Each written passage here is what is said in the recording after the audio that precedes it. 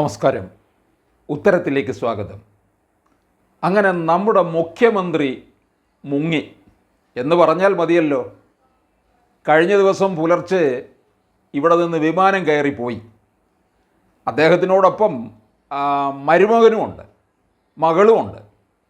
സാധാരണ മുഖ്യമന്ത്രി അങ്ങനെ പോകുന്ന സമയത്ത് ആരെയെങ്കിലുമൊക്കെ അധികാരം ഏൽപ്പിച്ചിട്ടാണ് പോകുന്നത്. മരുമകനും കൂടെ പോയതുകൊണ്ട് അധികാരം ആരെയും ഏൽപ്പിച്ചിട്ടില്ല.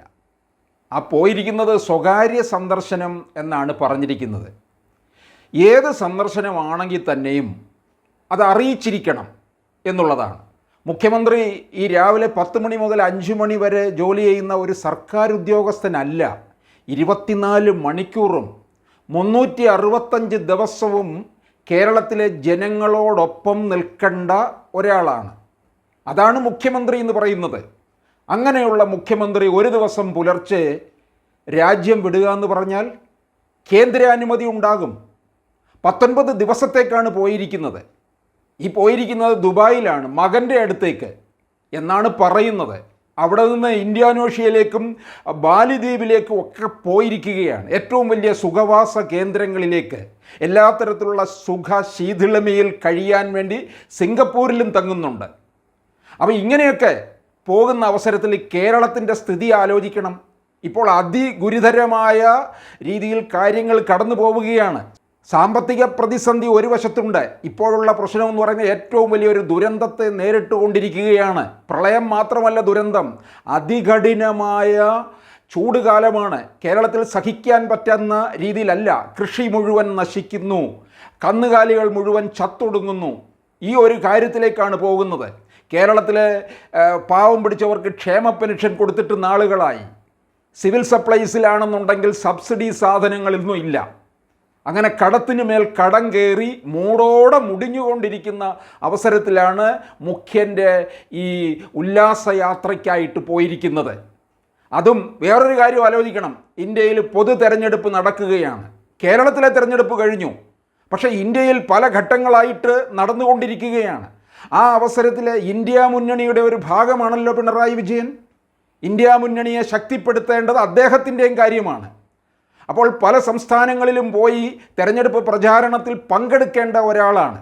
ഒരുപക്ഷെ അവരൊക്കെ ധരിച്ചിട്ടുണ്ടാകും ഇദ്ദേഹത്തെ അങ്ങോട്ടേക്ക് കൊണ്ടുവരണ്ട, കൊണ്ടുചെന്ന് കഴിഞ്ഞാൽ ഉള്ള വോട്ടും കൂടെ ചോർന്നു പോകും എന്ന്. കാരണം അങ്ങനെയാണല്ലോ. കാരണഭൂതൻ കാലുകുത്തിയിട്ടുള്ളിടത്തെല്ലാം പലതരത്തിലുള്ള അന്തഛിദ്രമേ ഉണ്ടായിട്ടുള്ളൂ. അതുകൊണ്ട് ഇന്ത്യ മുന്നണി രക്ഷപ്പെടണമെന്നുണ്ടെങ്കിൽ പിണറായി അങ്ങോട്ട് മാറ്റി നിർത്തണം. അപ്പോൾ ഇങ്ങനെയൊക്കെയുള്ളൊരവസരത്തിലാണ് CPI ഇവരോടൊപ്പം നിൽക്കുന്ന ഘടകകക്ഷിയായ CPIയും പല സംസ്ഥാനങ്ങളിലും മത്സരിക്കുന്നുണ്ട്, CPMും മത്സരിക്കുന്നുണ്ട്.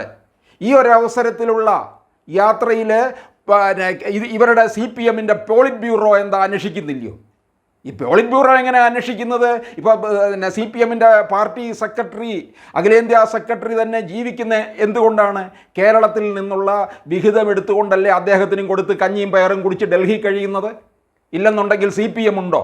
കേരളത്തിൽ മാത്രമാണല്ലോ ഒതുങ്ങി നിൽക്കുന്നത്. ത്രിപുരയിലും ബംഗാളിലും ഒക്കെ ഇനി ഒരു കാലത്തും അടുക്കാൻ കഴിയാത്ത രീതിയിലേക്ക് പോയിരിക്കുകയാണ്. അങ്ങനെയുള്ള ഒരവസരത്തിലാണ് പാർട്ടിയെ ദേശീയ തലത്തിൽ ശക്തിപ്പെടുത്തുന്ന സമയം ആണിത്.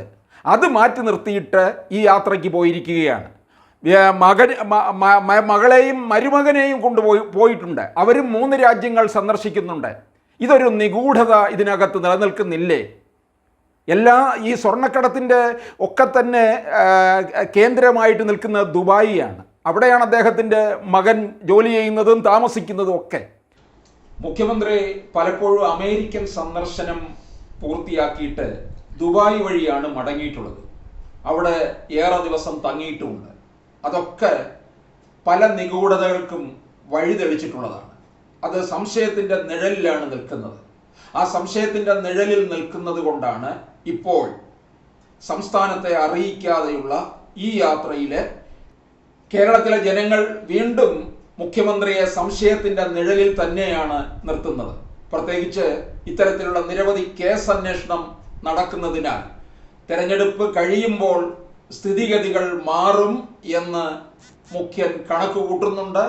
അതിനുവേണ്ടിയുള്ള ഒരു തയ്യാറെടുപ്പോ അല്ലെന്നുണ്ടെങ്കിൽ ഒരു ബദൽ സംവിധാനത്തിനോ വേണ്ടി തന്നെയാണ് ഈ വിദേശയാത്ര എന്ന് കേരളത്തിലെ ജനങ്ങൾ മനസ്സിലാക്കുന്നു.